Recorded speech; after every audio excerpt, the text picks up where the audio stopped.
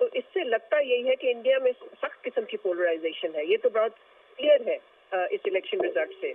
और फिर ये भी कि वजीर आजम मोदी जरूर गवर्नमेंट तो बना लेंगे, लेकिन उनका मैंडेट कमजोर होगा और उनको हमेशा एक तरह से रिलाय करना पड़ेगा, डिपेंड करना पड़ेगा कोएलिशन पार्टनर से। इसके साथ साथ मैं एक और भी नुकता उठाना चाह रही हूँ, बहुत दिलचस्प है और बहुत ही मानी खेज है, और वो है मकबूजा कश्मीर में जो इलेक्शन हुए हैं। आपको पता है वहाँ पर भी पार्लियामेंट्री इलेक्शन हुए हैं, और वहाँ हमने देखा है कि मकबूजा कश्मीर में वैली में एक आज़ाद उम्मीदवार जो है, उसका नाम है इंजीनियर रशीद, वो भरपूर तरीके से जीते हैं वहाँ, और वो जेल में है। भारत ने उनको जेल में डाला है, बल्कि उनकी सारी कैंपेन जो थी उनके बेटे ने रन की। और लगता ये है कि वहाँ के जो नौजवान हैं उन्होंने भरपूर तरीके से उनकी हिमायत भी की और वो जीत गए। उन्होंने उमर अब्दुल्ला को हराया, और एक और भी कैंडिडेट है उनको भी हराया। और ये वोट जो पड़ा है उनके लिए, इंजीनियर रशीद के लिए, वो भारत के खिलाफ है वोट, इसलिए कि इंजीनियर रशीद जो है वो बहुत बड़े भारत के अपोनेंट हैं। वो कश्मीर की आज़ादी की हिमायत करते हैं भारत से, यानी कि, और उन्होंने जो 2019 में भारत ने कदम लिया था उसके सख्त खिलाफ रहे हैं। एग्जैक्टली आर्टिकल 370 की मनसूखी यकीनी तौर पर उनके लिए बहुत बड़ा जख्म है। जी बिल्कुल। तो हम यही देख रहे हैं कि ये इलेक्शन रिजल्ट्स में काफी हैरानकुन चीजें भी हुई हैं जो हम हमेशा ही इलेक्शन में देखते हैं। सही। और मलिया साहिबा, आप समझती हैं कि इस बार अगर बीजेपी गवर्नमेंट बनाती है तो उनके जो उम्मीदवार होंगे वो नरेंद्र मोदी ही होंगे? मेरे ख्याल है इस वक्त तो यही लग रहा है, लेकिन कुछ आवाजें उठ रही हैं। मैंने कुछ इंडियन टेलीविजन चैनल्स पे सुना है कुछ तजवीज़ निगार को कहते हुए कि उनको स्टेप डाउन कर लेना चाहिए, इसलिए कि इनके लिए सेटबैक है। लेकिन मेरा नहीं ख्याल ये होगा। मेरा ख्याल है हुकूमत शायद वही बना सकेंगे, लेकिन जैसे मैंने पहले भी कहा कि अभी नताए जा रहे हैं तो हमें जरा केयरफुल होना चाहिए। सही। मोहम्मद अली साहब, आप क्या समझते हैं, आपसे भी ये क्वेश्चन कि बीजेपी अगर हुकूमत बनाती है तो उनके उम्मीदवार नरेंद्र मोदी ही होंगे आपकी नज़र में?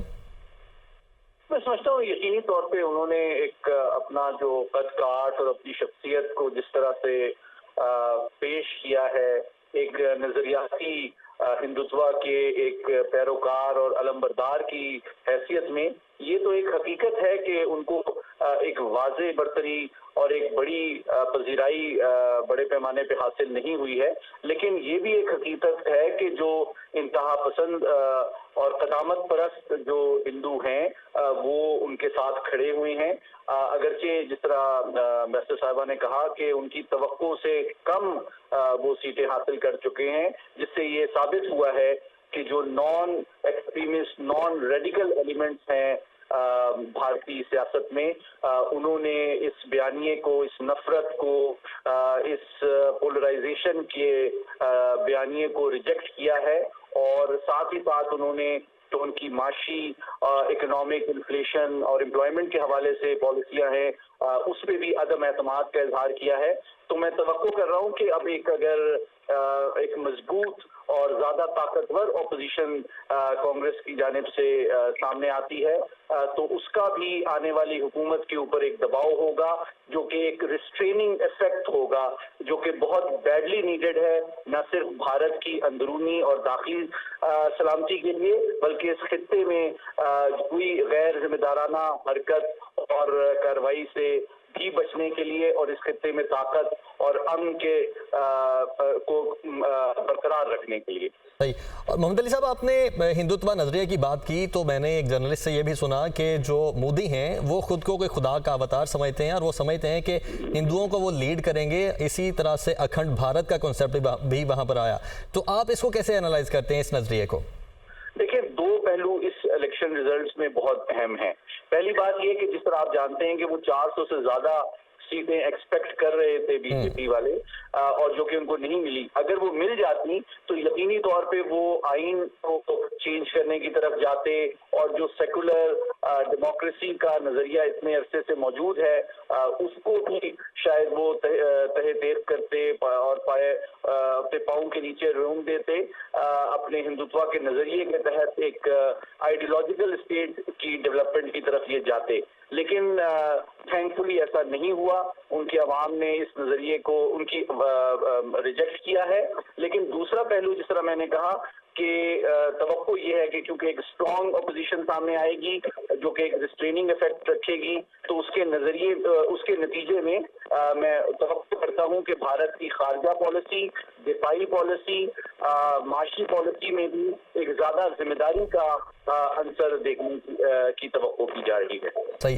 असद साहब, जिस तरह से मोहम्मद अली साहब ने आइन को चेंज करने की बात की, तो ये भी बाज़गश्त है कि अगर मोदी 2/3 के साथ आते तो ना सिर्फ वो आइन चेंज करते, बल्कि उनका जो प्लान था वो ये भी था कि भारत का नाम भी चेंज किया जाए। इसके अलावा और कुछ ऐसी पॉलिसीज़ हैं जो कि लेके आएँ और जो भारत का आइन अगर उसे सेकुलर स्टेट बनाता है तो उसको भी उसमें से ख़त्म कर दें और ख़ास तौर पर एक हिंदुत्व स्टेट को बनाएं। तो आप समझते हैं कि ये भी एक सेंटिमेंट था जो वहाँ की अवाम को पता था, इस वजह से भी उन्होंने इनको मुस्तरद किया इस दफ़ा? जो हिंदू नेशनलिस्ट सोच थी उसकी मुखालफत भी काफ़ी वहाँ हिंदुस्तान के अंदर पिछले 4 सालों में खासकर पैदा हुई है, क्योंकि जो हिंदुस्तान का एक इब्तदाई तस्वुर था जो गांधी, नेहरू और डॉक्टर अम्बेडकर ने दिया, जिसकी रिफ्लेक्शन उनके कॉन्स्टिट्यूशन जो 1950 का कॉन्स्टिट्यूशन है उसमें हमें नजर आती है, जिसमें सेकुलरिज्म कम से कम थ्योरी में, प्रैक्टिस में ना सही, थ्योरी में तो वो आपको वहाँ जो है वो नजर आता है, जिसको तब्दील करके हिंदुस्तान की आइडेंटिटी को वो रीडिफाइन करने की कोशिश कर रहे थे। मीडिया के जरिए तो उन्होंने किया है, लेकिन कॉन्स्टिट्यूशनल चेंजेस का भी उनका एक इरादा था। लेकिन अब जो सूरत हाल नमूदार हुई है उसमें उस किस्म का इम्कान हमें बिल्कुल लगता है कि जो बीजेपी हुकूमत बनाएगी वो भी एक कोलेशन हुकूमत होगी, यानी नॉन बीजेपी एलिमेंट्स को शामिल करके वो एक हुकूमत बनाएंगे। और अपोजिशन क्योंकि स्ट्रॉन्ग होगी, मुस्तहकम होगी और हिंदुस्तान में फैली हुई होगी, चंद स्टेट्स तक नहीं होगी बल्कि मुख्तलिफ स्टेट्स के अंदर आपको नजर आएगी, उसकी वजह से अपोजिशन अब ज़्यादा अच्छी पोजीशन में होगी कि वो जो इंतहा पसंदाना तंग नजरी की जो पॉलिसीज हैं, जिसकी वजह से बीजेपी ने आरएसएस के साथ मिलके एक खास इंतहा पसंदाना सोच को फरोग दिया है, मेरा ख्याल है कि उसको कुछ ठहराव हिंदुस्तान के अंदर हमें नजर आएगा। सही। और मलिया साहब, आप क्या सोचती हैं कि इस सेंटीमेंट ने किस हद तक डैमेज किया कि मोदी का इरादा यही था 2/3 अगर उन्हें मिलती तो आइन को भी चेंज करते और बहुत सारी चीज़ें ऐसी करते जो कि ना तो किसी माइनॉरिटी को कबूल होती है और ना ही शायद दूसरी दुनिया को कबूल होती, ख़ासतौर पर मुस्लिम वर्ल्ड को? मेरा ख्याल है जो बीजेपी की हिमायत में कमी आई है, जिसको हिंदी हार्टलैंड कहते हैं, उन रियासतों में जहाँ पर उनका ख्याल था कि वो बहुत ही स्ट्रॉन्ग शोइंग होगी, वहाँ पर उनको ये सेटबैक होना, धचका लगना इस बात की निशानदेही करता है कि जो उनका बयानिया है राम मंदिर का, सही, वो काम करते हुए नजर नहीं आ रहा। ठीक है, बहुत शुक्रिया मलिया लोहिदी साहिबा, सैयद मोहम्मद अली साहब और हसन अस्करी साहब हमारे साथ मौजूद थे। आप तीनों ने अपना तज़किया पेश किया।